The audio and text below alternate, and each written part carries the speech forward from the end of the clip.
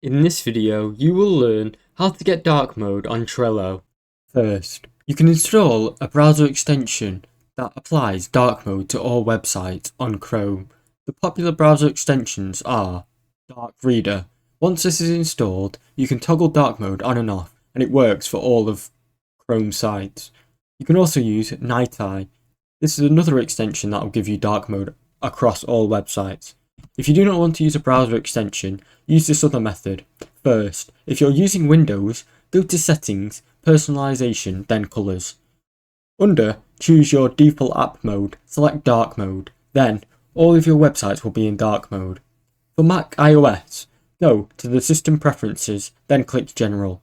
Under Appearance, select Dark Mode.